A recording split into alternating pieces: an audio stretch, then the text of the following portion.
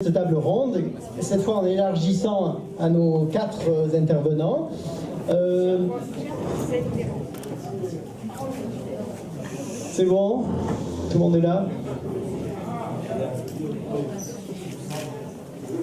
Alors, oui, en fait, les liens entre l'Arménie et la diaspora, quels sont les enjeux finalement? C'était aussi le thème donc, de cette table ronde.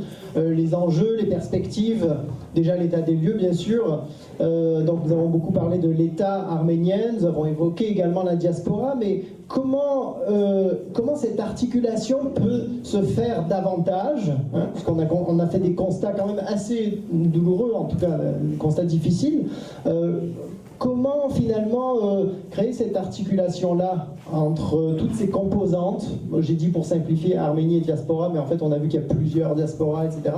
Donc quelles sont les pistes possibles pour ne pas en rester à ce constat? Alors il y a eu déjà quelques pistes qui ont été lancées. Est-ce qu'on pourrait peut-être approfondir sur cette connexion entre ces multiples territoires? Alors on va commencer par Aram. Vous pouvez répéter la question?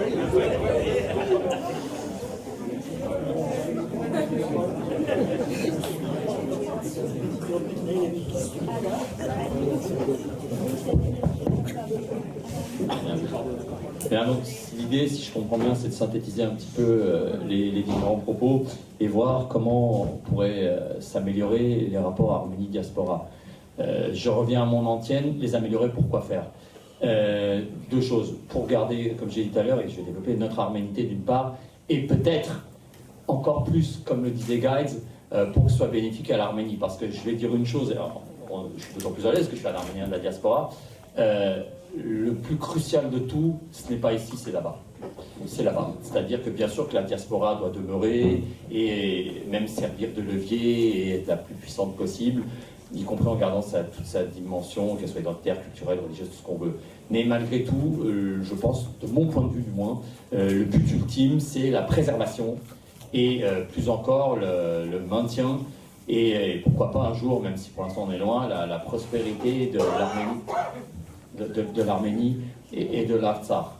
Alors je sais que mes camarades, c'est pas maintenant qu'on va débattre, mais ce sera très intéressant, ne sont pas d'accord quand je parle notamment de guerre d'extermination, de choses comme ça.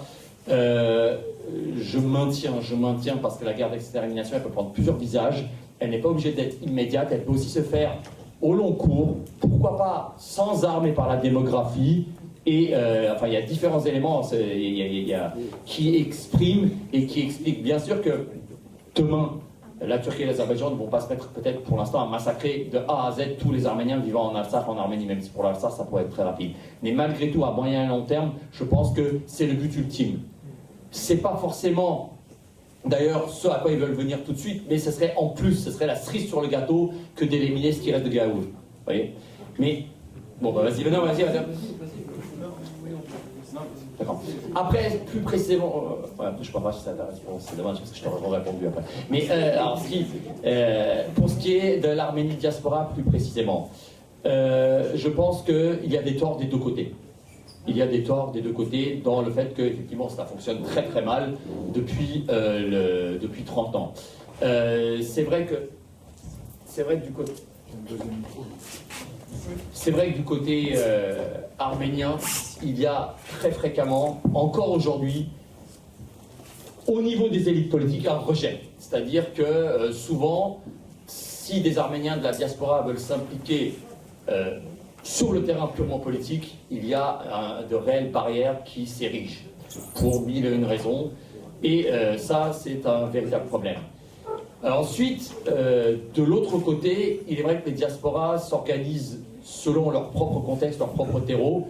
Et par exemple, pour ce qui est de la diaspora française, il est vrai que tout ce qui touche à la dimension de reconnaissance du génocide, qui est fondamentale évidemment, qui est une réalité historique et qui comment dirais-je, qui est en un sens, je déteste ce terme, incontournable, a largement occupé, capté les énergies de la diaspora française et d'autres aussi par ailleurs. Mais moi, sur ce terrain-là, ce que je reprocherais à la façon dont ce combat a été mené, je déteste plus que tout. L'histoire de l'Arménie ne commence pas en 1915. c'est-à-dire qu'il y a 25 siècles au moins avant, et largement plus glorieux. Pour prendre une image à peine exagérée, malheureusement, depuis le 1er siècle avant Jésus-Christ, l'histoire d'Arménie, c'est largement une pente descendante, avec de temps en temps quelques petites remontées, mais ensuite une pente qui chute. Or, ce qui est très grave par rapport à ça, c'est que en focalisant à ce point-là sur le génocide, il y a une dimension victimaire qui, insensiblement, s'immisce chez beaucoup d'Arméniens. Et être victimaire, il n'y a rien de pire. Être une victime, c'est ce qu'il y a de plus haïssable. C'est insupportable d'être assigné à une dimension victimaire. Il faut être combatif. Il faut être à la fois lucide et combatif, ni optimiste ni pessimiste. Et ça, cette dimension-là, la diaspora doit s'en débarrasser de toute urgence parce que ce n'est pas, comment dirais-je, profitable ni pour elle en tant que diaspora dans un pays étranger, ni évidemment par rapport à l'Arménie. Donc voilà une piste, il y en a des tas d'autres, mais bon, voilà, je ne vais pas monopoliser la parole, j'aurais encore plein d'autres choses à dire, mais... Merci Alain. On peut l'applaudir. Alors, moi, sur le rapport Arménie-Diaspora, moi, j'y vois d'abord un principe, qui est le suivant. Le rapport Arménie-Diaspora, finalement, c'est le rapport de l'homme à l'espace-temps. Alors, je ne suis pas perché en vous disant ça. Je rappelle que, finalement, l'Arménie est dans une matrice espace-temps, la diaspora, les diasporas, dans leur matrice espace-temps, et il va falloir juxtaposer ces différentes matrices, à la fois convergentes, mais aussi autonomes, chacune les unes des autres. Donc, je dirais que, à passer ce principe du rapport entre l'individu et l'espace-temps, il va falloir derrière une méthodologie. Et c'est ça qui manque. Il n'y a pas de méthodologie. Ça fait depuis 30 ans au moins, restons sur les 30 années d'indépendance, 31. Ça fait 31 ans que tout le monde parle d'Arménie diaspora, les relations, les ceci, les cela. Mais à part de faire des grands shows, comme le dernier qui a eu lieu, à part de faire des grandes messes, où on s'auto-proclame, on s'auto-congratule, on enfonce des portes ouvertes, on a des discours slogans, on s'applaudit, il n'y a pas de méthodologie. Et moi je pense que si on me dit, alors qu'est-ce que vous entendez par méthodologie, qu'est-ce qu'il faudrait faire? Ben, tout simplement, il faut que des professionnels des sciences sociales, sociologie politique, philosophie politique, sciences politiques, anthropologie politique, se réunissent, profs de droit, se réunissent sur un colloque, un séminaire, qui va durer quelques jours, quelques semaines, et mettre en place une méthodologie. Les sciences sociales ne vont pas se tromper. Les sciences sociales vont apporter un cadre légitime, normatif, qui va permettre à tout le monde, à chaque individu, de trouver sa place. Et ce serait le troisième point. Une fois qu'on a la méthodologie, il faut penser à la stratégie. Il ne peut pas y avoir de méthodologie sans stratégie et pas de stratégie sans méthodologie. Et le principe stratégique, à mon avis, fondamental pour les relations Arménie-Diaspora, c'est l'inclusion. Ça veut dire quoi? Ça veut dire que, à l'époque de Robert Kocharian et de Serge Sarkissian, on avait des grandes messes Arménie-Diaspora contre organisations traditionnelles. Les individus n'avaient pas accès. Il faut se rendre compte. C'est-à-dire que 95% de la diaspora ne participait pas, d'une manière ou d'une autre. C'était ce que j'appelle le 3 + 3 + 3, les 3 églises, les 3 partis, et les 3 grandes organisations, si on prend la France, c'est-à-dire l'UGAB, la Croix-Bleue et la JAF. Voilà, il y avait un ticket d'entrée, c'est 9, et ils rentraient dans ces grandes manifestations. Quand vous étiez ni des 3 premières églises, ni des 3 partis, ni des 3 grandes organisations, vous n'étiez pas invité, vous ne comptiez pas. Alors que ce que vous faites peut être beaucoup plus pratique, beaucoup plus efficace que les 9 réunis. Mais la dernière grande messe, Arménie-Diaspora, c'était l'inverse. On a invité les organisations traditionnelles qui ont décidé de ne pas venir parce qu'elles considéraient qu'elles elles n'étaient pas représentées à la hauteur de ce qu'elles sont. C'est n'importe quoi, mais admettons. Et donc, étaient invités des gens de la société civile, bien, mais pareil, finalement, les organisations traditionnelles étaient exclues. Et moi, je pense qu'on a besoin de tout le monde. Et il est possible de mettre autour d'une table des organisations traditionnelles, donc le modèle ancien de la diaspora, un modèle fermé, un modèle communautaire, qui ne correspondait pas à un État souverain.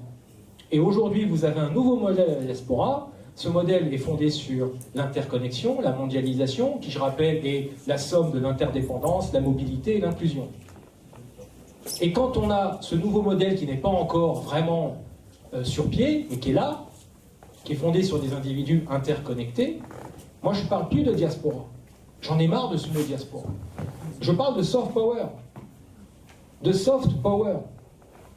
C'est-à-dire de trouver pour l'Arménie des leviers d'influence qui vont permettre là-bas à la société arménienne de vivre en sécurité et dans une Arménie développée. Et je répète, un principe, le rapport espace-temps, une stratégie et une méthodologie. Si on n'a pas ces trois, on n'arrivera à rien, on continuera à faire des grands chemins. Merci. Merci, guys.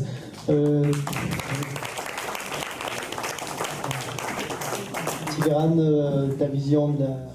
Oui, je partage le point de vue de Guides. Alors oui, effectivement, la relation qui lie l'État arménien aux diasporas n'est pas culturelle, n'est pas mémorielle, n'est pas touristique, elle doit être stratégique. C'est le mot-clé. Tallinn a été suffisamment clair dans son exposé pour rappeler que l'Arménie ne peut pas compter sur la Russie, pas la France, pas l'Iran.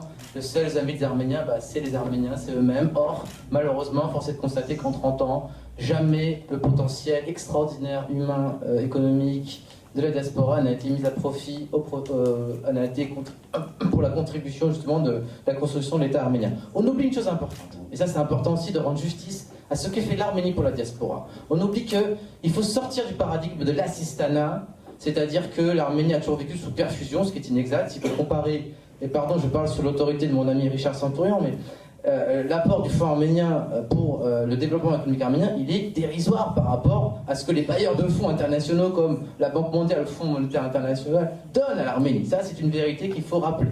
La deuxième, on a, en diaspora, bénéficié de l'aide de l'Arménie à des moments très importants. Et là, regardez, les Libanais, par exemple, les Arméniens du Liban, pendant la guerre civile, ils ont pu compter, à l'époque de l'Arménie soviétique, sur l'aide humanitaire et même matérielle, stratégique en armes de l'Arménie soviétique via l'ambassade d'Union soviétique à Beyrouth où il y avait un premier secrétaire arménien. C'est important de le rappeler. On a eu à une époque une relation Arménie-diaspora qui était vraiment dans les deux sens. Pareil pour tous les étudiants et toutes les structures arméniennes de diaspora qui bénéficiaient d'un soutien matériel pédagogique grâce au comité SPULC. Le comité SPULC des relations culturelles avec la diaspora. Le ministère de la diaspora s'est construit un petit peu sur ce paradigme de il faut contrôler, il faut aider, il faut alimenter la diaspora en support afin de conserver, comme rappelle Alam, la pérennité de l'identité arménienne. Moi, je m'inscris parfaitement dans ce que dit Guy, j'irai même plus loin. On ne peut plus parler maintenant en termes de diaspora, mais en termes de réseaux transnationaux. Le terme diaspora, il est un petit peu suranné, il est gazeux, si vous voulez, il n'est pas concret. Si vous voulez faire du concret, il faut du réseau transnational. Or, si vous voulez établir un vrai partenariat, il faut que ça soit basé sur une idée d'interdépendance. Or, ce qu'on voit, c'est que la diaspora, numériquement, elle est plus importante, mais elle s'est appauvrie. L'Arménie s'est appauvrie aussi. Et d'Arménie, nous avons besoin essentiellement, je crois, de deux types de supports. Le premier support, il est culturel. Il est culturel pourquoi ? Parce que force est de constater que les réseaux traditionnels diasporiques sont frappés d'obsolescence, sont dans une logique associative. Si vous voulez moderniser le logiciel arménien, vous devez imiter ou vous inspirer de ce qui existe déjà dans d'autres diasporas, notamment portugaises, qui a une communauté transnationale très importante via le réseau des instituts Camões, qui pérennise la langue portugaise dans toutes les colonies où il y a des populations d'origine portugaise importantes. Nous avons besoin de centres culturels arméniens qui soient liés à un ministère arménien de la culture et pas à une structure communautaire. C'est capital si vous voulez réconcilier l'idée d'arménité avec celle de modernité. Alors pourquoi ne pas créer, par exemple, pourquoi Nerevan ne créerait pas un réseau de centres culturels, appelons-le Narikati, Mashdod, Savovian, comme vous voulez, mais qui sont inspirés de l'Alliance française, qui sont inspirés du British Council, de l'Institut Goethe. Ça, c'est une première piste pour moderniser la diaspora et pour rappeler la centralité de l'État arménien vis-à-vis de tous les Arméniens du monde entier sans discrimination. Deuxième outil, au service justement du développement des relations arménie-diaspora. Tout à l'heure, je crois que je parlais de narratif. Nous n'avons pas de narratif clair. Et l'Arménie aussi n'a pas été audible parce que non seulement elle a perdu la bataille militaire, elle a perdu la bataille diplomatique, ça a été rappelé par Gates, mais aussi elle a perdu la bataille de la communication. Nous avons des lacunes absolument profondes en termes de communication et nous n'avons pas, à ce jour, des médias satellitaires, des médias numériques capables de présenter le narratif arménien, non seulement en langue arménienne, occidentale, orientale, mais aussi dans des langues stratégiques, anglais, russe, turc, arabe, français, et pourquoi pas même amchen, pourquoi pas turc. Vous avez à quelques dizaines de kilomètres de la frontière arménienne des communautés arménophones, certes de culture musulmane, mais qui ont une racine arménienne et qui en ont conscience.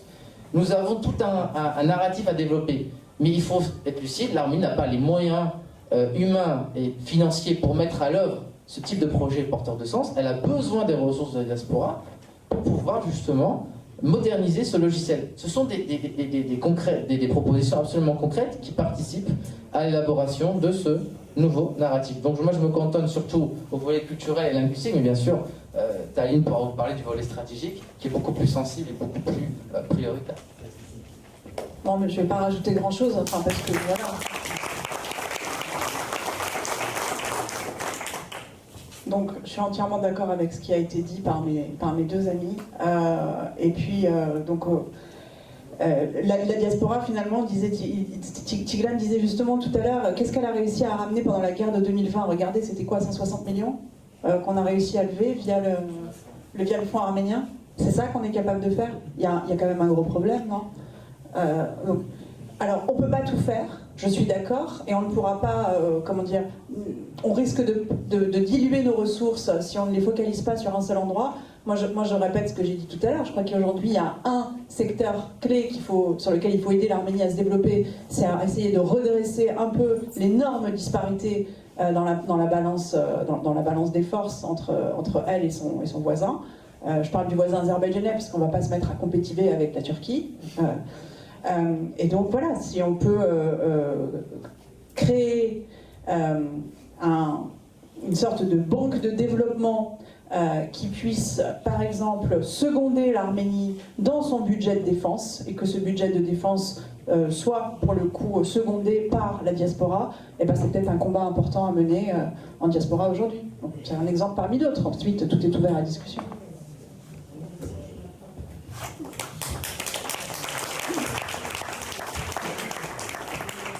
Bien, merci pour toutes ces pistes, effectivement, qui nous permettent d'envisager aussi certaines perspectives. Et j'aurais envie de poursuivre, avant de passer la parole peut-être au public, qui a certainement des questions, j'aurais envie de demander du point de vue de la langue spécifiquement, de la culture, de l'identité de ce point de vue-là, en fait, vraiment de la culture, la danse, la littérature, non comme loisir, mais comme ferment justement d'une civilisation aussi, puis l'histoire au sens très large aussi, même tout le patrimoine historique écrit, et puis finalement aussi l'Église, hein, donc pas seulement dans sa dimension monumentale, mais aussi dans toutes ses acceptions spirituelles et dans tout ce qu'elle porte en termes de tradition même. Voilà. Je vais pas faire une liste à la Prévert, mais parler de choses qui vont bien aussi. Je crois que c'est Gaïs et même Taline qui parlait de l'importance de la société civile. C'est effectivement la relation entre l'État arménien et les structures communautaires, qu'elles soient légitimes ou pas, et absolument bancales, insuffisantes, voire malsaines. Heureusement, nous avons depuis 20 ans, 30 ans, le développement de relations entre intellectuels arméniens de la diaspora et intellectuels d'Arménie. Et une des meilleures réalisations de cette collaboration fructueuse, c'est l'investissement des journalistes, notamment arméniens de diaspora, dans la construction de médias qui sont excellents, comme CivilNet, comme l'exemple d'une entreprise comme Tumo, comme les éditions Ratchens, qui sont un peu l'équivalent de la Pléiade en Arménie, et qui publient énormément d'écrivains arméniens occidentaux en orthographe classique. Alors, avant, c'était Beyrouth, jusque dans les années 70-80, Beyrouth était la capitale culturelle. Elle avait détrôné ce statut à Paris, après les années 50, la capitale culturelle de la diaspora classique. Or, malheureusement, le Liban s'est effondré, et aujourd'hui, la plupart des écrivains arméniens occidentaux sont publiés à Yerevan, en orthographe classique, et leur public, le cadre de réception n'est plus dans la diaspora, mais il est à plus de 50% en Arménie. C'est-à-dire qu'un immense écrivain de la diaspora comme Grigol Beledian est davantage lu en Arménie qu'en France ou au Liban. Donc c'est quelque chose quand même qu'il faut prendre en compte comme une piste de rapprochement entre les deux rives du monde arménien. Tu parlais de l'église tout à l'heure. Effectivement, on n'a pas assez parlé de l'église apostolique arménienne, parce que c'est quand même 80% des croyants, des fidèles.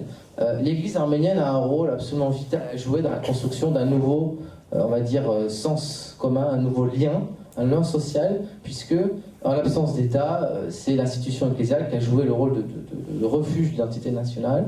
Et je crois que le Catholicosat de Cilicie a manqué l'occasion de se moderniser. 2022 a été proclamé l'année de la diaspora par le Catholicosat par un premier, mais il s'est contenté malheureusement de faire une liste à la Prévert, un catalogue de vœux d'intention, mais il n'a pas réussi, à générer une véritable dynamique intellectuelle auprès de son réseau. C'est-à-dire que nous avons là un décalage entre les propos et puis les moyens. Or, le Catholicosat d'Antelias a, je crois, une mission toute particulière à jouer dans l'avenir de la diaspora, parce qu'une diaspora, c'est avant toute chose, à mon sens, une entité spirituelle. Ce n'est pas quelque chose de politiquement viable. La diaspora, c'est aussi un message spirituel. Et là, je m'inscris un petit peu en filiation, enfin c'est un grand mot, avec un grand écrivain arménien qui a beaucoup compté dans ma construction à moi, c'est Vahe Oshagan, qui était le fils du grand Agop Oshagan, et qui a été un des premiers à penser la diaspora comme chance, non pas comme accident de l'histoire, mais comme une chance aussi de s'épanouir dans un milieu transnational. Il a pensé aussi la diaspora comme une nouvelle Arménie, comme un nouvel État arménien chimérique, certes, mais il y avait toute une essence créative que je trouve extraordinairement porteuse de sens quand vous êtes un jeune qui ne veut pas considérer l'identité arménienne comme un fardeau, comme une victimisation, mais qui considère que pour pouvoir se projeter dans le XXIe siècle, les Arméniens ont tous les outils à leur disposition. Pour cela, il faut qu'ils fassent un saut mental important, qui passe du stade local, communautaire, au stade diasporico-transnational, via justement ces réseaux.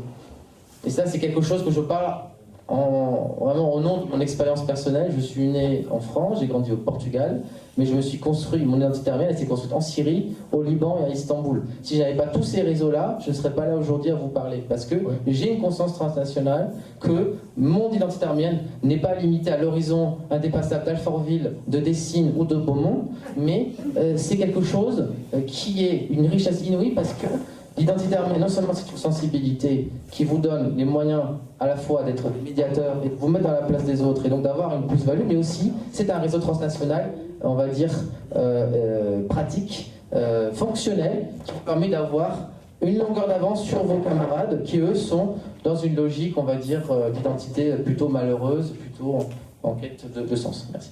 Alors moi je vais rebondir sur ce que vient de dire Dikhan. Je partage pas vraiment ce qu'il dit.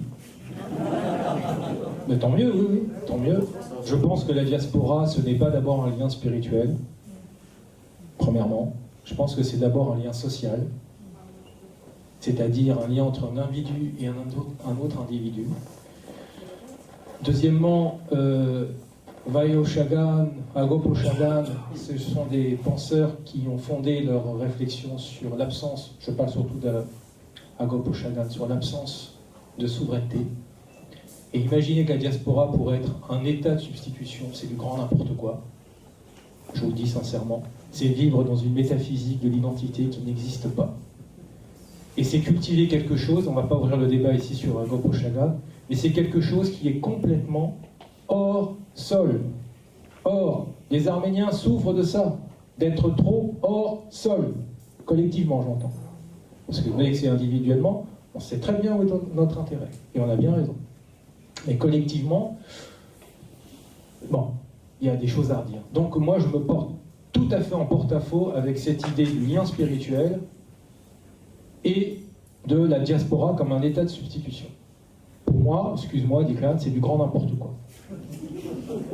Et on a débattu tous les deux là-dessus. C'est du grand n'importe quoi en ce sens où, moi, ce qui m'intéresse, c'est quoi? Bertrand Badie, qui est un grand professeur qui représente l'école française de la science politique et des relations internationales, considère la chose suivante. Il y a 7 milliards d'individus au monde. Il y a 7 milliards d'individus acteurs potentiels des relations internationales. D'accord? C'est-à-dire que, un par un ici, nous compris, nous sommes des acteurs non étatiques, mais diplomatiques. Et on a notre rôle, notre fonction, notre place dans les relations internationales. Qu'est-ce que ça veut dire fondamentalement? Ça veut dire que les sociétés civiles, et là je suis d'accord avec Lucas, les sociétés civiles aujourd'hui sont beaucoup plus exigeantes, désinhibées, participatives, impatientes, démocratiques, autonomisées, mettez le mot que vous voulez, par rapport aux politiques pour exiger quelque chose. Et ces sociétés civiles, aujourd'hui, on apporte ce lien entre elles, qu'on appelle l'intersocial, d'accord? Pas au sens ouvrier du terme, hein, intersocial, qui passe les frontières, etc., à l'échelle mondiale. Si on ramène ça à la dimension arménienne, vous imaginez ce potentiel énorme qui pourrait faire en sorte que nous tous ici, mais nous tous à Paris, nous tous à Los Angeles, nous tous à Beyrouth, nous tous à Lisbonne, nous tous à peu importe où, créer un réseau transnational, là aussi je partage ce que dit Klein, le réseau transnational, sur à la fois le point commun, une sorte de convergence vers l'Arménie, mais aussi les spécificités. C'est-à-dire que moi, mes problèmes à Marseille, c'est pas forcément les problèmes de mes amis, de mon réseau à Los Angeles, ou à Paris, ou à Beyrouth. Ça, c'est une évidence. Et cette diversité, il faut en faire une force et une richesse. Alors concrètement, ça veut dire quoi, force et richesse? Si je demande à la salle ici, quels sont les corps de métier qui sont représentés, je vais en avoir au moins une cinquantaine. D'accord? Une cinquantaine de corps de métier. Profession libérale, artisans, etc. Ce que vous voulez. Prendre ces ressources autour d'une base de données en Arménie, où on aurait la liste de tous les cordonniers du monde entier, arméniens, pro-arméniens, médecins, architectes, communicants, professeurs de sciences politiques, professeurs des écoles, etc., etc. Toute cette base de données. Qui fait quoi en fait? Qui caractérise tous les programmes du FMI et de la Banque mondiale. C'est quoi les programmes du FMI et de la Banque mondiale? Ce sont des crédits alloués à des États souverains en vue de faire de la formation, du développement, des infrastructures, etc. À partir de quoi? À partir d'un savoir-faire qu'on va prendre dans d'autres pays pour construire des routes, des ponts, des infrastructures, de l'éducation, etc., etc., etc. Nous, on n'a pas le FMI et la Banque mondiale en tant que diaspora, mais l'État arménien les a. Mais nous, on a, dans la diaspora, au sens large, tous ces corps de métier. Et qu'est-ce qu'on en fait? Rien. Rien. C'est quand même fou. Ici, vous avez des enseignants à Sciences Po. Et vous avez un prof agrégé, qui est plus là, qui est parti. Pourquoi on n'enseigne pas Yerevan? Pourquoi moi, personnellement, je forme depuis 12 ans des gens qui aujourd'hui sont secrétaires d'État en France, conseillers de ministres, à Sciences Po, en relations internationales, donc je forme des élites françaises, et je suis fier de former des élites françaises, d'y participer du moins. Pourquoi je ne pourrais pas le faire pour les jeunes en Arménie? Pourquoi? Parce que voilà. Alors attendez, parce que non, c'est pas ça. C'est pas qu'on laisse pas. Non, c'est pas ça. C'est pas ça. Vous savez ce que c'est le problème? Et là, je ne vais pas être dans une question identitaire, je vais être dans du social. C'est la culture du travail qui est pourrie. Le problème, collectivement, en Arménie, Et le problème à l'échelle globale des Arméniens, c'est que la culture de travail, elle est périmée. Il n'y en a pas. Qu'est-ce que ça veut dire?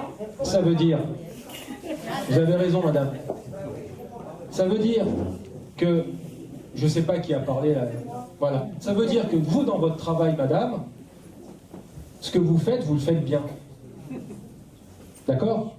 En respectant des horaires, en respectant un calendrier, en respectant un travail que vous souhaitez bien fait et reconnu par votre supérieur hiérarchique, sauf si vous êtes à votre propre compte. Cette culture de travail, elle est inscrite en termes de droits de salariés, en termes de droits d'individus, en termes de résultats d'entreprise. On est d'accord? Toute cette culture du travail en Arménie, c'est que dalle. Elle n'existe pas. Je suis pas d'accord. Vous critiquez sans arrêt, alors que là, Euh, il y a des gens bien. Mais j'ai pas dit le contraire, madame.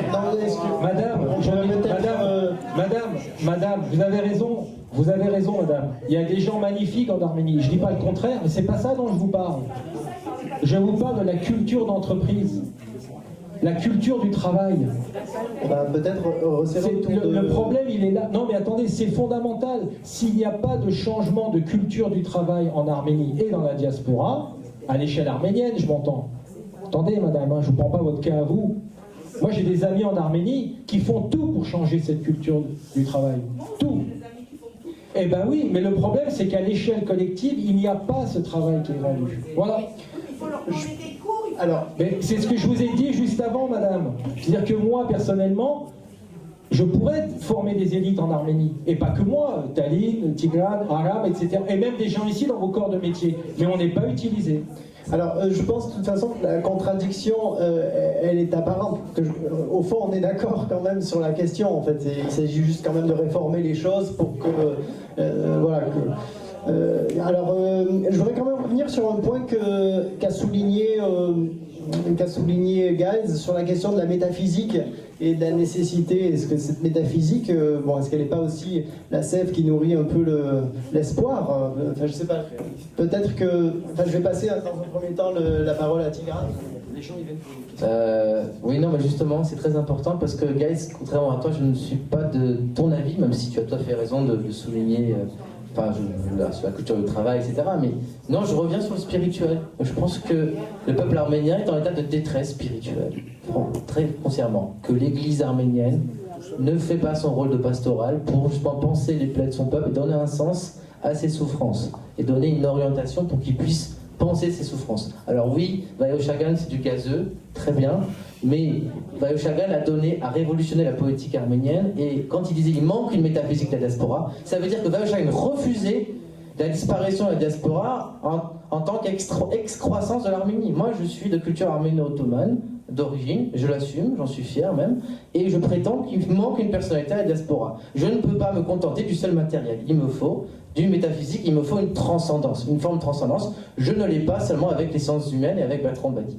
Voilà. Donc c'est important, une personnalité spirituelle à la diaspora. Mais c'est pas le problème. L'un ne va pas sans l'autre. Gérard Chalian est un grand. La diaspora, ça veut dire. Il manque une personnalité à la diaspora, un visage humain. Mais qui reconnaît la diaspora? Il n'y a pas un pays qui reconnaît la diaspora en tant que tel. C'est pas la même grille. Toi, tu as une grille. Pas du tout. Sciences humaines. Et moi, je te dis, l'un ne va pas sans l'autre. Gérard Chalian est un éminent géostratège d'origine arménienne, c'est aussi un grand poète. Parce que l'un ne va pas sans l'autre. Donc on doit aussi occuper ce terrain-là. La diaspora arménienne, c'est pas que des sciences humaines, c'est aussi une expérience de créativité. Et effectivement, la spiritualité n'est pas suffisamment invoquée. Par exemple, il manque une théologie de la diaspora. Il manque une théologie de l'exil. On a besoin de ces outils, on a besoin de ce matériel pour construire un être humain arménien, on va dire, réconcilié avec son passé, son présent. Alors, en fait, oui, enfin, en deux mots, finalement, la nécessité de reconsidérer, enfin, de réconcilier aussi le politique et le poétique, en effet, dans le sens très large de poétique. Alors, on va peut-être faire intervenir aussi le public. Il y a des questions dans la salle. Alors, s'il y a un micro, sinon je porte le micro.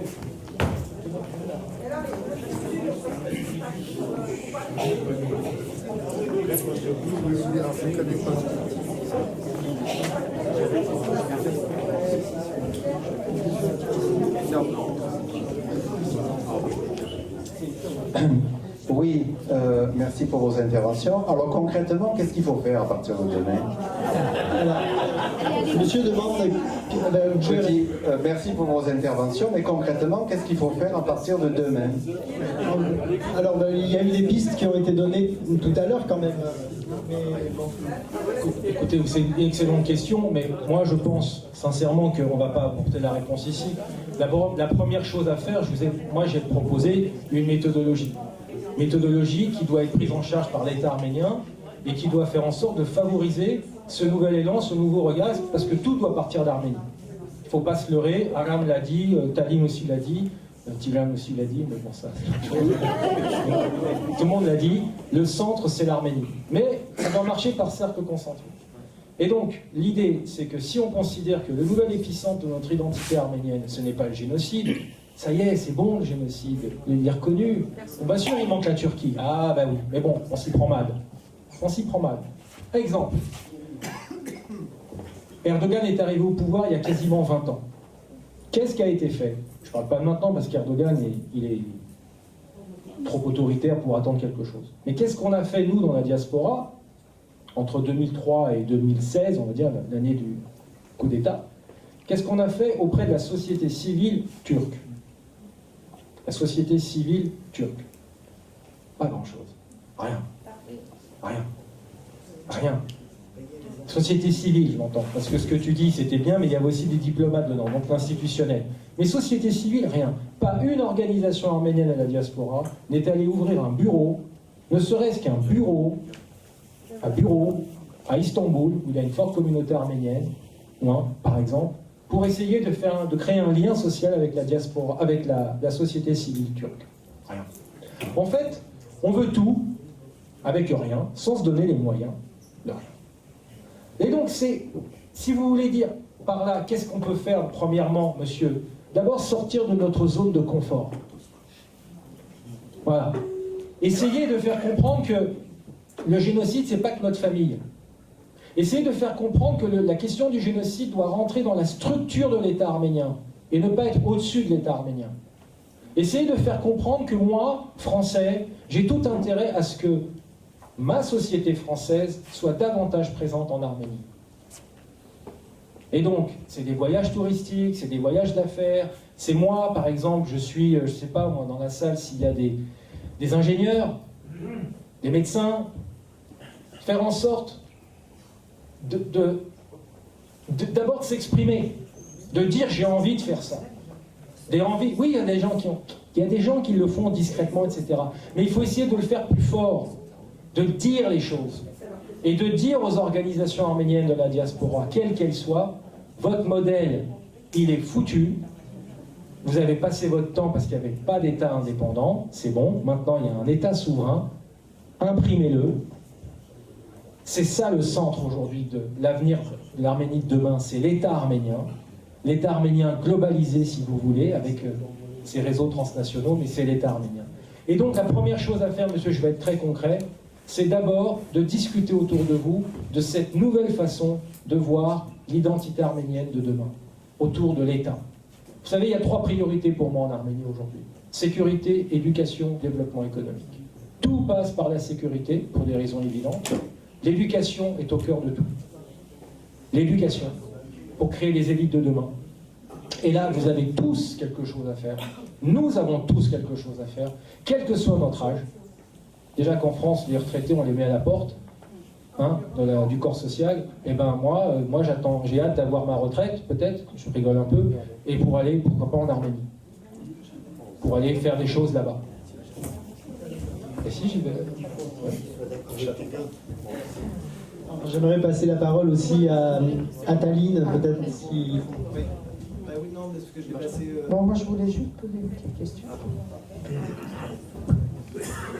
Non, mais apparemment... Je peux poser ma question? Oui, allez-y, madame. Oui, c'était juste une question par rapport à la diaspora et par rapport à l'Arménie. Vous avez beaucoup parlé de la diaspora, vous avez présenter des stratégies, enfin des façons de faire par rapport à l'Arménie. Mais qu'en est-il de l'inverse? Est-ce que l'Arménie est prête à recevoir la diaspora? Est-ce que l'Arménie est prête à accepter à ce qu'on l'aide sur ce plan politique, sur le plan stratégique? Parce que jusqu'à présent, moi je fais partie d'une association et je constate quand même que c'est surtout sur l'aide humanitaire qu'on nous demande. On les a aidés pour le séisme, on a aidé pour la guerre, on parle de 160 millions, mais vous oubliez tous les camions, tous les avions qui sont partis quand même de France, qui ont été affrétés par les soins des associations et par toute la diaspora française, entre autres, mais j'ai pas l'impression quand même que l'Arménie fasse un effort par rapport à cette diaspora, parce qu'on est quand même laissé au bord du chemin. Et les réseaux sociaux, c'est bien, les informations sont données au coup par coup, on n'a pas toutes les informations, toutes les bonnes informations, on entend à droite, on entend à gauche, et on ne sait pas exactement qu'est-ce qui se passe en Arménie, sauf quand on y va. Et encore quand on y va, qu'est-ce qu'on voit? On voyait les vannes flambantes. Pendant la guerre, presque, on buvait encore le café ou on faisait la fête. Donc, je pense que l'Arménie doit déjà faire un gros effort sur elle-même avant que nous, on puisse bouger en diaspora. Parce que la diaspora est en train quand même de se dilater. Donc, alors je vais passer la parole. Peut-être que vous pourrez redire juste en quelques mots. Non, c'est bon. Il y avait une question au départ, donc je vais essayer d'y répondre.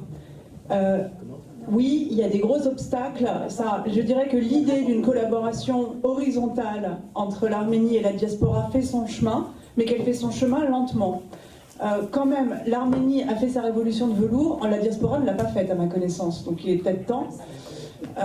Il était temps de réformer nos organisations. Voilà. Commençons par balayer devant notre porte. Après, il y a énormément de changements, mais Rome, c'est pas construite en un jour. Et j'ai envie de vous dire que si on n'avait pas les énormes menaces existentielles qui pèsent de la part de nos deux voisins, comme j'ai dit tout à l'heure, c'est surtout d'un en particulier, je serais en fait assez optimiste. Parce que je me dirais, globalement, l'Arménie a parcouru du chemin. Et si... ça va pas aller très vite, mais il y a des perspectives qui font que peut-être d'ici 10 ans, sous le coup d'un certain nombre de secteurs économiques qui sont en plein boom, le secteur des IT par exemple, qui est en train de se développer à une vitesse fulgurante et qui reçoit beaucoup de l'apport des Russes depuis février 2022, par parenthèse. Et donc l'Arménie suivra son petit bonhomme de chemin et pourquoi pas. Alors, ce qui est en train de changer par rapport à votre question, madame, c'est que de plus en plus, il y a la conscience au niveau de la société arménienne, et là je parle d'individus, aussi bien du citoyen lambda, j'allais dire, que de mes collègues dans les universités, que de mes collègues au niveau de la société civile arménienne, il y a cette envie d'être nourri par les compétences qui viennent de l'extérieur, et ces compétences peuvent être celles de la diaspora si nous voulons bien les amener là-bas, mais si nous ne voulons pas, ils les trouveront ailleurs. Mais comme disait Tigran tout à l'heure, c'est nous les premiers alliés, nous sommes les alliés naturels des Arméniens, donc soyons-le. Ça n'a pas encore percolé au niveau des plus hautes élites politiques, mais c'est en train de faire son chemin. C'est en train de faire son chemin. Et le dernier sommet Arménie-Diaspora, parce qu'il a été évoqué, je vais quand même y revenir, est la preuve de ça, parce que les gens qui ont été invités à s'exprimer, pas tous, mais une partie des gens qui ont été invités à s'exprimer, ils ont été invités sur la base de leur expertise, c'est-à-dire de ce que, à titre individuel, par leur profession, par leurs compétences, ils étaient capables d'amener au débat entre l'Arménie et la diaspora. Donc, il n'y aura peut-être pas de grands résultats, je ne sais pas, ça reste à voir. On reste à voir de ce qu'ils feront de ces 3 jours de réunion qui ont eu lieu à Yerevan au mois d'octobre dernier.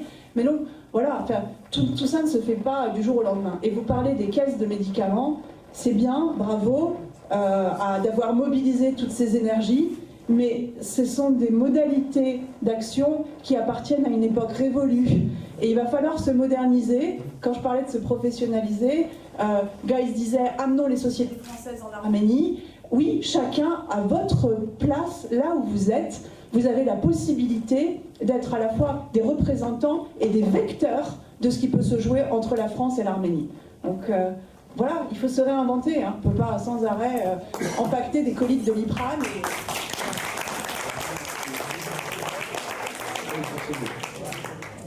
compléter ce que dit Taline. Oui, ce serait bien qu'on sorte ce soir avec cette conviction que le modèle traditionnel, il est obsolète. Pourquoi? Parce que jusqu'ici, on est dans l'entre-soi. L'entre-soi, c'est qu'on est incapable, si vous voulez, de transgresser par pudeur, par tradition, par plein de raisons qui aussi nous dépassent, parce que c'est pas, on a tout contre nous. Je me rappelle pendant la guerre médiatique qu'on essayait de mener face à la machine de propagande azérie, il était compliqué, avec un nom à particulier arménienne, s'exprimer de façon objective, enfin, perçu comme objectif par les médias du service public. C'était difficile. Je ne dis pas que c'était pas impossible, mais c'était difficile. Donc il faut, si vous voulez, dépasser ce complexe. Non, mais vraiment, oui, Taline a tout à fait raison de dire que le modèle humanitaire tel que nous le connaissons, il ne fonctionne plus. En Arménie, vous avez accès maintenant à pratiquement tous les services. Malheureusement, la santé, c'est un business. Donc ça, c'est une autre histoire. Le problème, il est démographique. Il est vraiment démographique. Je veux dire, là, encore une fois, le temps n'est pas ne joue pas en notre faveur. L'Arménie a impérativement besoin de créer une véritable agence de rapatriement. Mais cette agence de rapatriement, elle ne se fera pas sans infrastructure. La question, elle est démographique. Si vous voulez aider l'Arménie, n'envoyez pas de chèque aux formes. Si, bien sûr, faites-le. Mais vivez là-bas. Vivez là-bas. C'est comme ça. Le système, allez en vacances, c'est travailler là-bas, parce que la culture, le paradigme, là, il est très important. Guys a parlé de deux choses. Il a parlé des réseaux, mais il a parlé aussi de la manque de culture de travail. Nous avons besoin du savoir-faire français, pour deux raisons. Qu'est-ce que la France peut apporter? Qu'est-ce que les Français d'origine arménienne peuvent apporter à l'Arménie? C'est l'esprit critique. Il manque un esprit critique. Les sciences sociales sont complètement dévastées, à part la technologie en Arménie. On a besoin d'esprit critique. Pourquoi? Parce qu'une civilisation, c'est cet élément qui permet d'avoir un retour critique de soi, qui fait qu'on est une civilisation. Et nous avons besoin de cela. Pour cela, nous avons besoin des compétences des Français d'origine arménienne dans tous les domaines, et surtout les domaines où ils excellent. L'esprit critique, l'école des annales, les sciences politiques, et aussi, là où nous sommes forts, c'est la coopération décentralisée. Donc, coopération décentralisée, on dépasse, on n'est plus dans un cadre communautaire, dans un cadre, on va dire, artisanal, on est dans une autre dimension. Merci Tigran. Guys? Bon, je vais rester réaliste. Voilà. Et je pense qu'il faut arrêter de culpabiliser les gens. Si, quand tu dis allez vivre là-bas, je suis désolé, c'est une culpabilité. Et les Arméniens ont trop souffert de cette culpabilisation. Sentez-vous libres, messieurs, dames. Voilà. Attendez, sentez-vous libres. Et de toute façon, on ne changera rien si on reste dans notre petit confort. En revanche,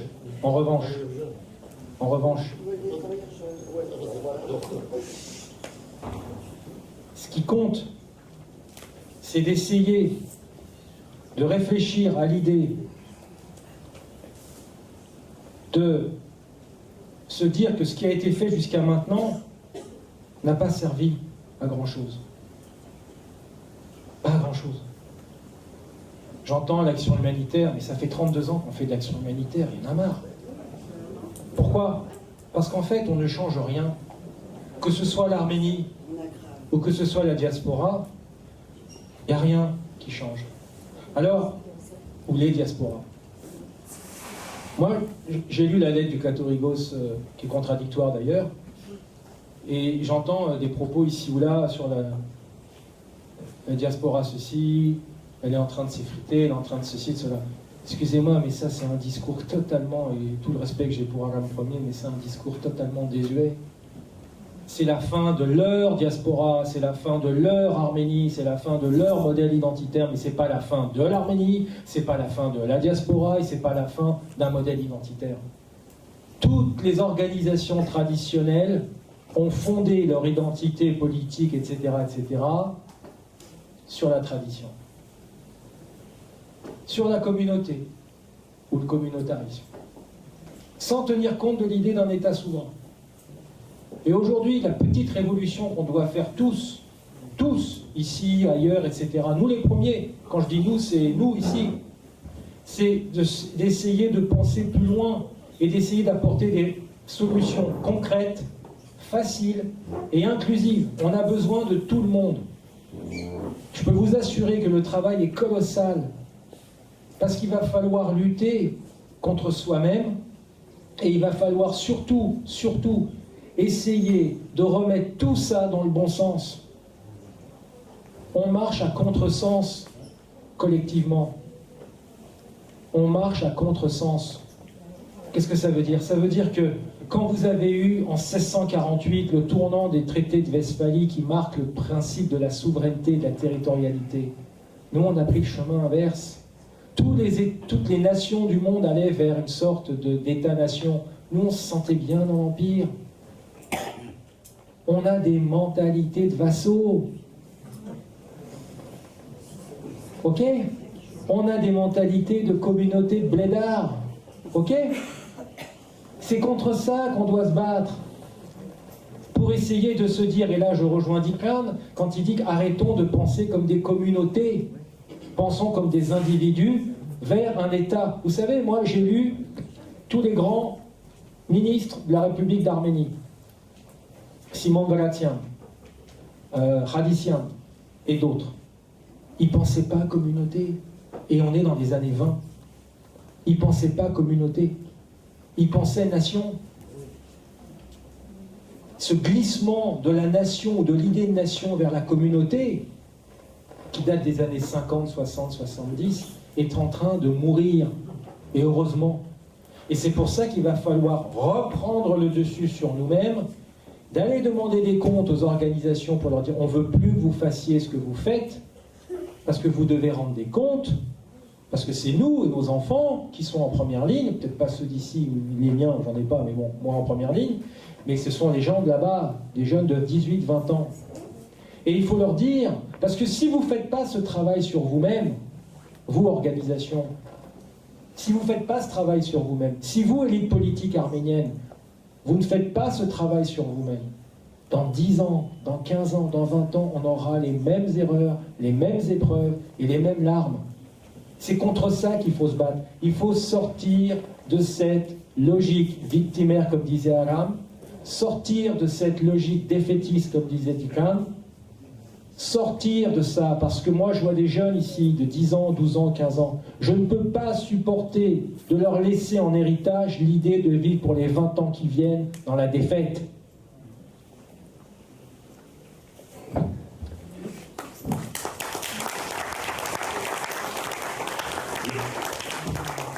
Bien, est-ce qu'on a encore le temps pour une petite question peut-être avec... Alors... Bien, on a les yeux braqués sur l'Arménie de façon très, très intense. Je voudrais les braquer sur la France. Je voudrais les braquer sur la France pour constater qu'un siècle après notre arrivée en France, après 3 générations de gens nés en France, éduqués en France, à l'école républicaine, dans les universités, nous sommes absents des centres de décision français. Je veux dire par là qu'il faut arriver là, au cours de ces dernières années, pour avoir un petit nombre de députés à l'Assemblée nationale, un petit peu moins d'une dizaine, plutôt 4 ou 5. On n'a pas de président de conseils départementaux. On n'a pas... Non, attendez. Un siècle après, je parle un siècle après. Alors vous me parlez des hirondelles qui font pas le printemps. Bon, je suis d'accord. Mais donc, on n'a pas de président de région française. Alors, quelle est votre question? On n'a pas de ministre, à part de Védjian, mais c'est un autre point. Alors, ce que je veux dire, vous voudriez demander... ce que je veux dire, c'est que quand on veut aider l'Arménie, ce serait peut-être intéressant de se dire qu'il faudrait qu'on soit dans les centres de décision des pays de la diaspora. Bien, je vais peut-être laisser... et je voudrais poser une question, c'est comment explique-t-on ce comportement collectif que nous avons, qui fait qu'un siècle après, on est à la rue? Merci, monsieur. Très rapidement, Milan, et d'ailleurs, ça tombe bien, ça me permet d'évoquer un sondage qui a été réalisé par 4 fondateurs d'un certain mensuel France-Arménie, c'est ça? Le mensuel de tous les Arméniens, 82. C'était il y a longtemps. Et dans ce sondage, qu'est-ce qui était dit? On demande aux sondés de la région Rhône-Alpes, de toute la France, quels sont les principaux motifs de satisfaction et de défaitisme, de complexe. Et les sondés étaient unanimes. En 82, ils disaient individuellement on réussit, très bien, mais collectivement c'est pas ça. Donc on est encore une fois dans l'absence du sens de l'État, l'absence de culture étatique, c'est-à-dire que l'idée de bien commun, l'idée du sens de la citoyenneté, l'idée du sens de la responsabilité est encore absent dans la psyché des Français d'origine arménienne qui, pour aller plus loin, je crois qu'ils sont dans une sorte de dimitude, c'est-à-dire qu'ils n'ont pas encore digéré le fait que ce sont des citoyens à part entière. Donc parfaitement on va au chapitre dans la société française, non pas pour attirer vers eux, braquer les projecteurs de la victimisation d'un génocide non reconnu par les Turcs, mais aussi pour montrer en quoi eux-mêmes, Français d'origine arménienne, ont un rôle positif à jouer pour justement faire nation en France. Pourquoi? Parce que les Arméniens, je crois qu'il a parlé de médiateur, il a parlé de constructeur. Moi je rajoute à constructeur le mot médiateur parce que ce sont la seule communauté capable d'être parfaitement à l'aise avec les arabo-musulmans au nom de notre histoire avec l'Orient arabe, avec les Syro-Libanais notamment, avec les Arabes qui ont sauvé les Arméniens en 1915, avec la communauté juive parce qu'il y a cette douleur partagée, il y a cette même, on va dire, hantise, cette même solidarité face à l'antisémitisme, parce que c'est quelque chose qu'un Arménien peut comprendre, qu'on haïsse quelqu'un un peu de sa religion ou de son ethnie. Les Arméniens sont appelés à faire société, à faire ciment.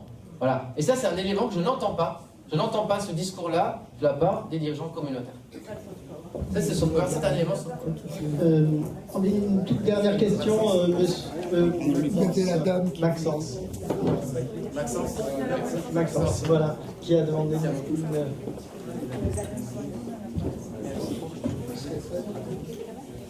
Ah oui, je dis toujours que je suis très bref et ça marche jamais.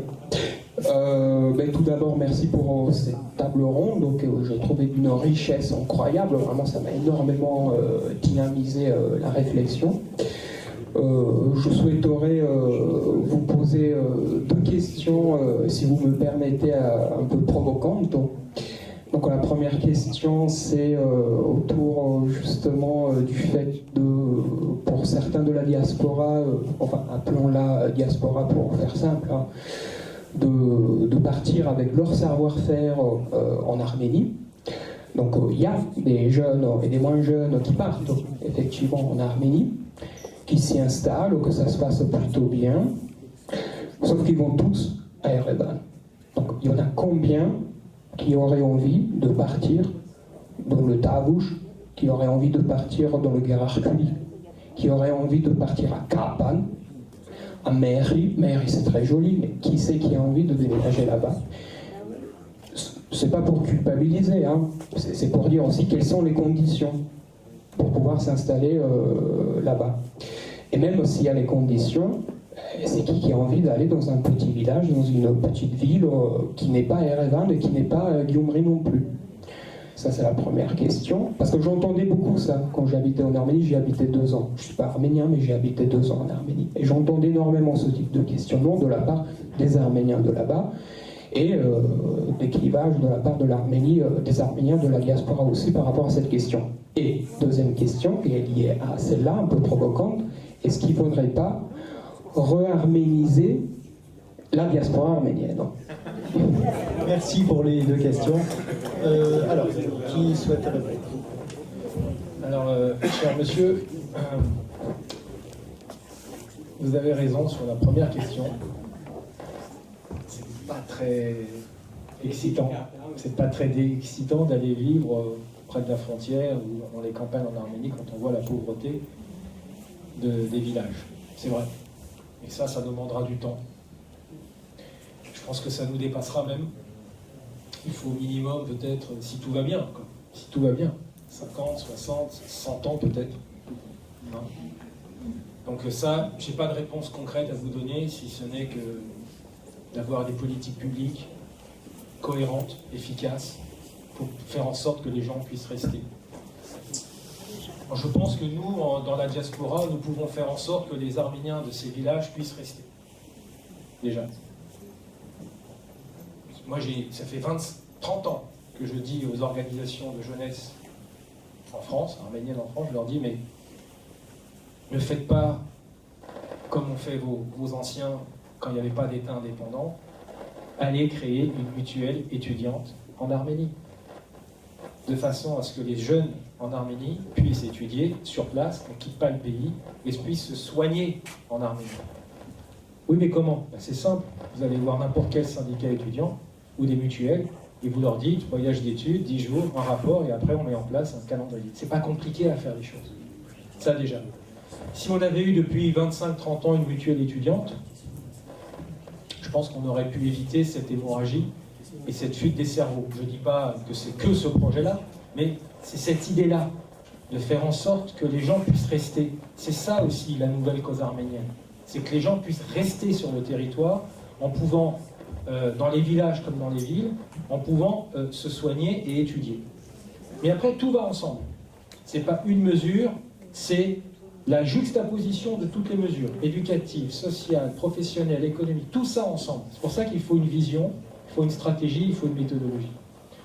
Sur la deuxième question, vous dites, est-ce que, par provocation, est-ce qu'il ne faudrait pas penser à réarméniser la diaspora?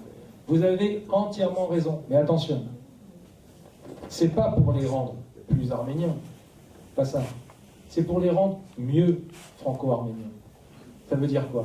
Ça veut dire, sortez de la mémoire, chers amis. Allez vers l'histoire. Plus vous sortirez de la mémoire, plus vous irez vers l'histoire de vos aïeux, etc., etc., mieux vous comprendrez qui vous êtes, ce que vous voulez faire et comment vous pensez, et mieux vous vous comporterez, je ne dis pas socialement, mais mieux vous vous sentirez dans notre République française. Je crois que c'est Aram qui disait que les valeurs françaises et les valeurs arméniennes sont hyper convergentes. Il a entièrement raison. Moi, je me sens à 100% français, 100% arménien, comme disait Verneuil ou Aznavour, c'est pas le problème. Vivre avec deux cultures, c'est pas compliqué. C'est pas compliqué. Plus vous sortirez de la mémoire, moins vous aurez le sentiment d'humiliation en vous. Plus vous serez dans la mémoire, plus vous cultiverez le sentiment d'humiliation. Est-ce qu'on attend pour une toute dernière question peut-être? Voilà, avec...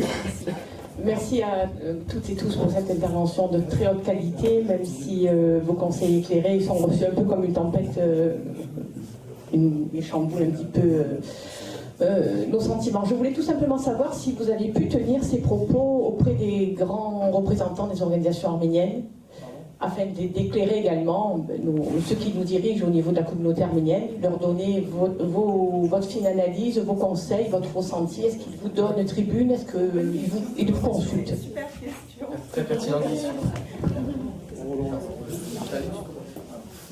Si vous voulez, non, j'ai pas senti de leur part de demande express de se faire éclairer en quoi que ce soit.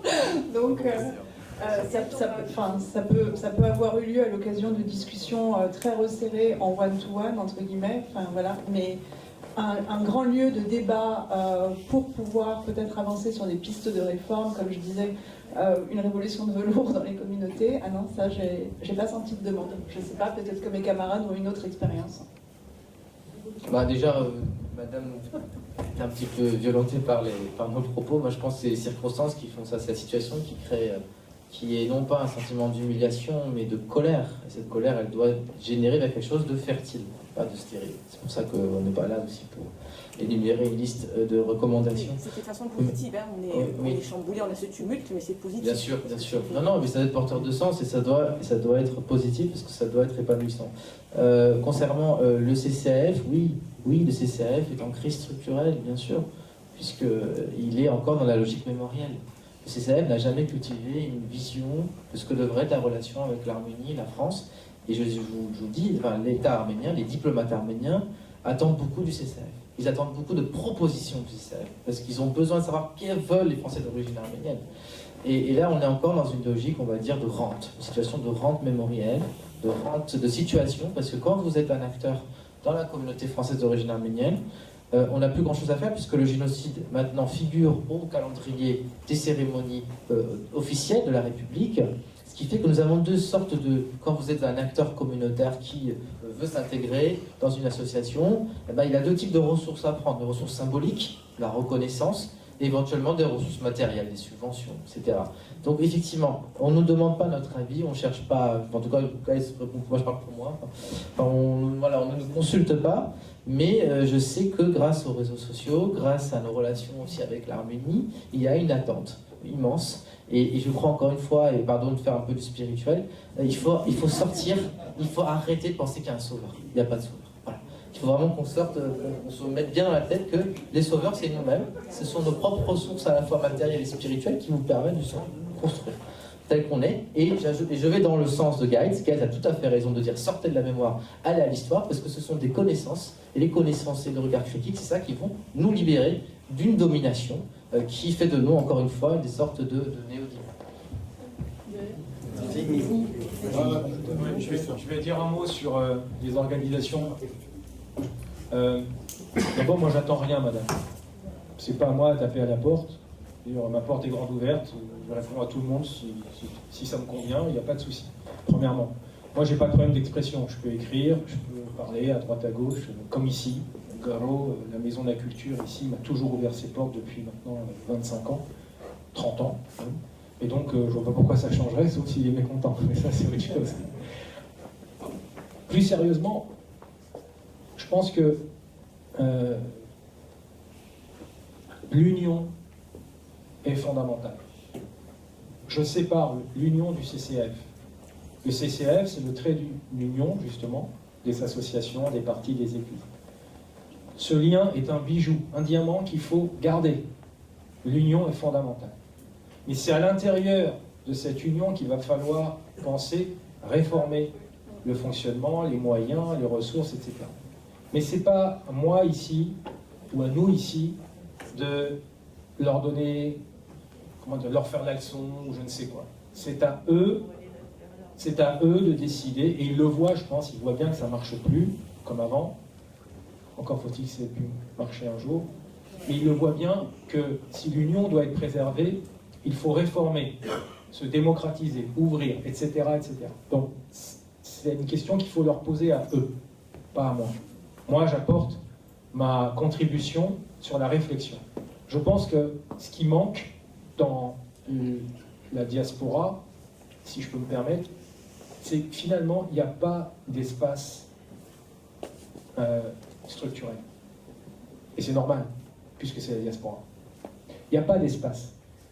La France est un espace normé, un territoire normé. L'Arménie est un espace normé, territoire. La diaspora, il n'y a pas d'espace. Donc il faut essayer de créer un espace extraterritorial. C'est-à-dire de trouver un moyen, et ça existe, de créer une forme de bassin commun à nous tous pour pouvoir nous exprimer. Trop souvent, on nous demande deux choses. De venir aux manifestations et de donner notre argent. Mais dès lors qu'on veut donner notre avis, ça ne marche pas. Ça, c'est fini. Et ça, il faut le dire. Il faut le dire à tout le monde. Personne n'est fautif, tout le monde est responsable. Il faut le dire à tout le monde que dorénavant, on ne va pas uniquement donner notre argent, on ne veut plus uniquement venir pour être là sous un parapluie, quand il pleut, mais on veut aussi donner notre avis. Donc ça veut dire le droit de vote. Il faut trouver des moyens, des mécanismes par lesquels on va créer ce bassin commun. Ça, c'est fondamentalement, à mon avis, important. Mais pas uniquement en France, dans toute la diaspora, vis-à-vis de l'Arménie, mais tout ça, c'est une cuisine institutionnelle à laquelle il faut penser, et il y a des projets, il y a des idées, etc. Mais ce qu'il faut bien comprendre, c'est qu'aujourd'hui, on est à un tournant, messieurs, dames. Moi, j'ai 55 ans. Je pense que si j'ai vécu deux tournants dans ma vie, par rapport à l'Arménie, l'arménité, ou tout le mot que vous voulez. 65, enfin 3 tournants, on va dire, mais 65, le cinquantenaire, 88, le réveil, et 2020, la défaite. 65 à... Oui, enfin, oui, mais bon, on comprend, 65, 66, voilà.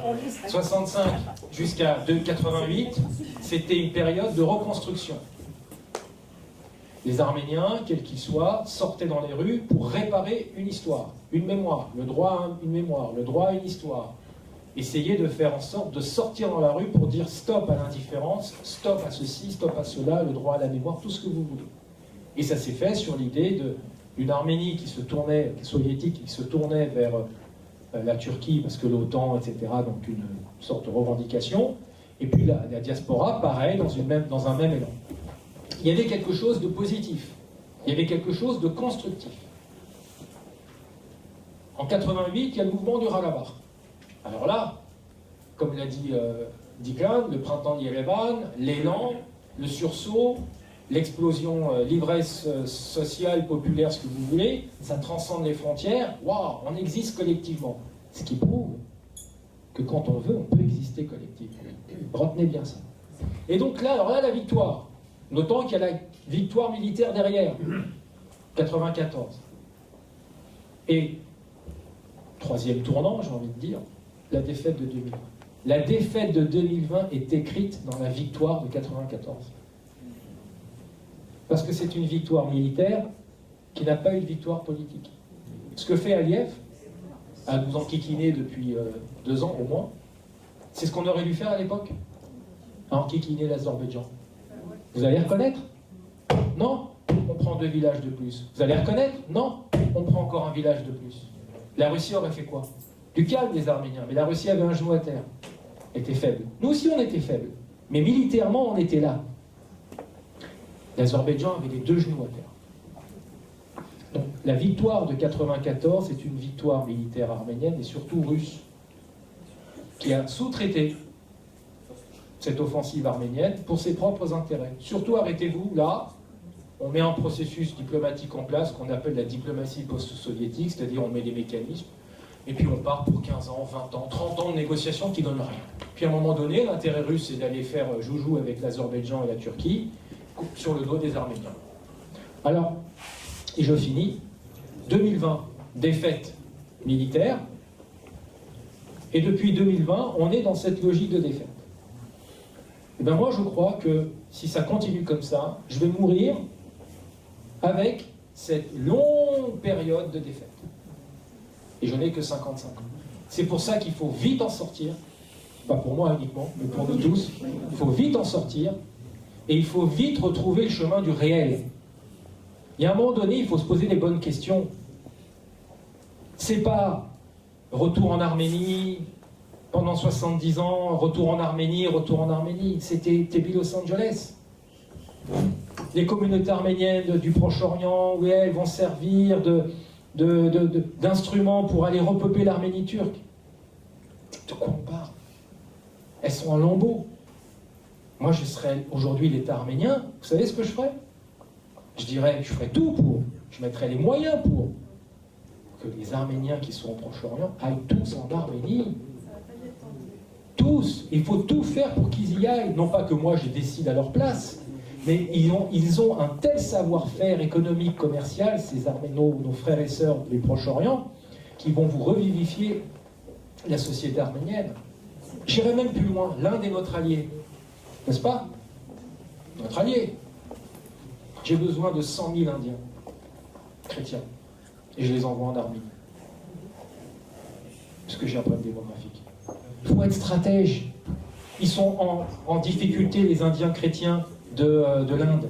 Je fais tout pour favoriser leur venue en Arménie, les installer, leur donner un travail, leur donner un logement. Peut-être pas un travail parce que c'est difficile, mais un logement. J'ai compris. Et je dirais par là que j'essaye d'avoir une vision sur le long terme. Comme l'Inde est mon allié, peut-être qu'il favorisera. Mais il faut se poser les bonnes questions. Le problème, c'est qu'il n'y a pas de débat. Il n'y a pas de... Diklan parlait de narratif. Il n'y a pas de récit nouveau. On est dans la pauvreté, l'indigence totale. Et il faut en sortir le plus vite. Et c'est pour ça qu'on a besoin de vous. On a besoin de vous, de nouvelles idées pour aller vers ce réel. C'est ça qui peut nous sauver. C'est que le réel. Ne pas fantasmer sur la Grande Arménie. Vous savez, Simon Galatien, il disait ça. En 1921, il disait « faut arrêter la Grande Arménie ». Simon Galatien, 1921. Alors, on me fait signe toute petite dernière question peut avoir lieu et une petite réponse aussi. Pas forcément une réponse, juste un témoignage par rapport à vos jugements. Je partage une grande partie de tout ce qui a été dit, il n'y a pas de souci. Je pense qu'il faut y apporter quelques bémols quand même, parce qu'on a été un peu dur face à la diaspora, et c'est bien de mettre le dos, ça fait mal d'enfoncer le clou, face à l'Arménie. Mais je veux revenir sur le point de spiritualité, puisque j'ai la chance de présider une paroisse à Marseille. Et je veux dire que les paroissiens qui viennent dans cette...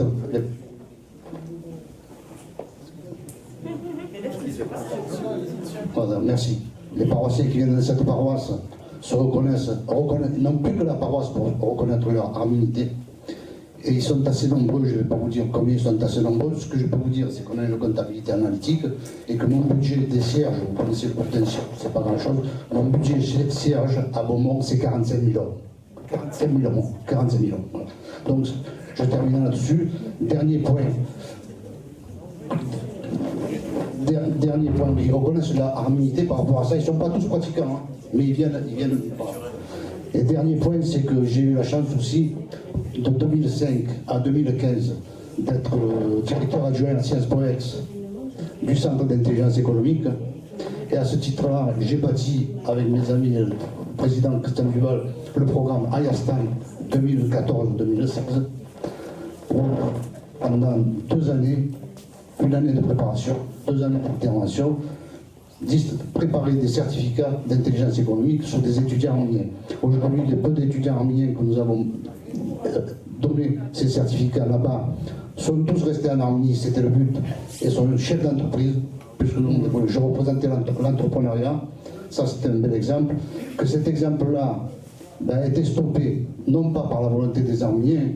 On intervenait, j'ai signé la convention avec l'Académie publique de l'administration de la République d'Arménie. Je ne sais pas si ça vous parle. Je pense que ça ne vous parle pas. C'est la seule Arménie qui forme des élèves.